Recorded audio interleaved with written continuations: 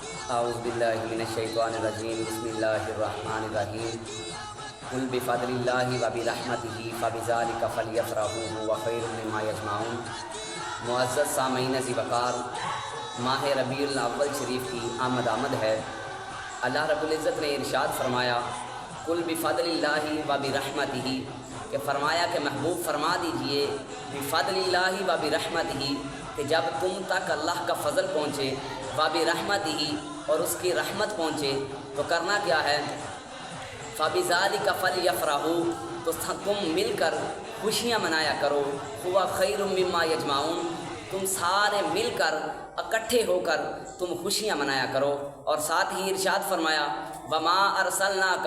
الا رحمۃ للعالمین، ہم نے اپنے پیارے محبوب صلی اللہ تعالی علیہ وسلم کو دونوں جہانوں کے لیے رحمت بنا کر بھیجا ہے۔ معزز سامعین ذی وقار، خوشیاں کون منائے؟ خوشیاں کس کو منانی چاہیے؟ جب زمانہ جاہلیت میں باپ بوڑھا ہو جاتا تھا، تب اولاد اپنے باپ کو گھروں سے نکال دیتی تھی، منڈی میں لے جا کر اسے فروخت کرتی تھی۔ ماں بوڑھی ہو جاتی تھی، زمانہ جاہلیت میں جب ماں باپ بوڑھے ہو جاتے، ان کو گھروں سے نکالتے، ان کو منڈی میں لے جا کر ان کی بولی لگواتے، ان کو فروخت کرتے تھے۔ سامعین ذی وقار، پیارے آقا صلی اللہ تعالی علیہ وسلم، آپ کی جب ولادت ہوئی تو آپ نے ولادت کے بعد لوگوں کو بتایا کہ اے لوگوں، آپ نے اپنی ولادت کے بعد اس باپ کو، جو لوگ جس باپ کو بیچا کرتے تھے، اس کو فروخت کیا کرتے تھے، آپ نے تشریف لا کر اس باپ کو یہ عزت بخشی، یہ شان و شوکت بخشی کہ لوگوں کو بتایا کہ اے لوگوں، جس باپ کو بوڑھا ہو جانے کے بعد تم منڈیوں میں لے جا کر فروخت کرتے ہو، جس کی بولی لگواتے ہو، اس باپ کو اللہ رب العزت نے یہ شان بخشی ہے، یہ عزت بخشی ہے کہ اس باپ کو اللہ رب العزت نے جنت کا دروازہ بنا دیا ہے۔ تو سامعین ذی وقار، ماں کو، وہ ماں جس کو زمانہ جاہلیت میں بوڑھا ہو جانے کے بعد لوگ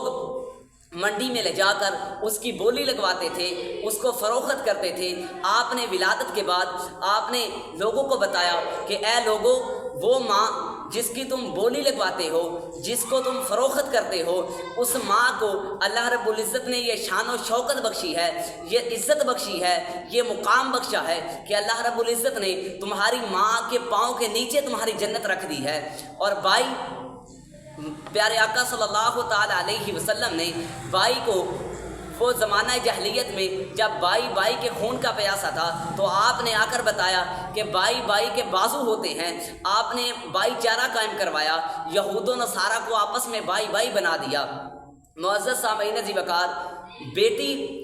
اگر کسی کے گھر میں زمانہ جاہلیت میں بیٹی پیدا ہوتی، وہ افسوس کرتے، وہ ماتم کیا کرتے تھے، اور بیٹی کو زندہ درگور کر دیتے، زندہ دفن کر دیتے۔ تو پیارے نبی صلی اللہ تعالی علیہ وسلم نے آ کر بیٹی کو یہ شان بخشی، بیٹی کو یہ مقام بخشا۔ آپ نے ارشاد فرمایا کہ لوگوں، بیٹی تمہارے گھروں کی رحمت ہے۔ بیٹی کو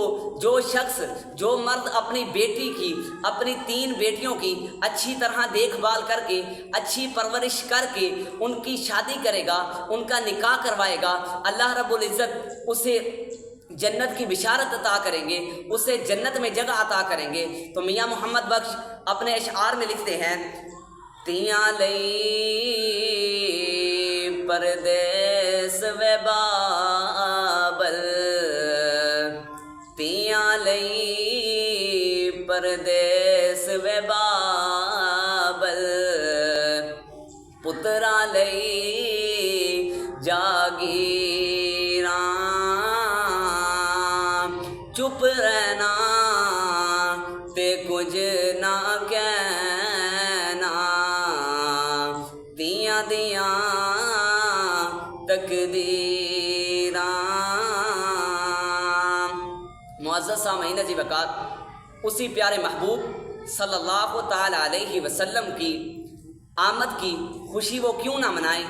آپ آئے، آپ نے ایک باپ کو اتنا مقام بخشا، وہ باپ جس کو نبی صلی اللہ تعالیٰ علیہ وسلم کے آنے سے وہ اتنا خوش کیوں نہ ہو، جس کو پیارے نبی صلی اللہ تعالیٰ علیہ وسلم نے اتنی شان بخشی، وہ ماں خوشی کیوں نہ منائے جس کی بولی لگتی تھی۔ پیارے نبی صلی اللہ تعالیٰ علیہ وسلم نے آ کر فرمایا کہ اس ماں کے پاؤں کے نیچے اللہ رب العزت نے جنت رکھ دی ہے۔ وہ بیٹی جس کو لوگ زندہ درکور کر دیتے تھے، زندہ دفن کر دیتے تھے، وہ بیٹی آج پیارے نبی صلی اللہ تعالیٰ علیہ وسلم کی آمد کی خوشی کیوں نہ منائے۔ دعا ہے کہ اللہ رب العزت ہم سب کے سینوں میں، ہم سب کے دلوں میں پیارے نبی صلی اللہ تعالیٰ علیہ وسلم کا پیار، عشق و محبت، آپ کی ولادت کی خوشی ہم سب کو منانے کی توفیق عطا فرمائے۔ وما توفیقی الا باللہ۔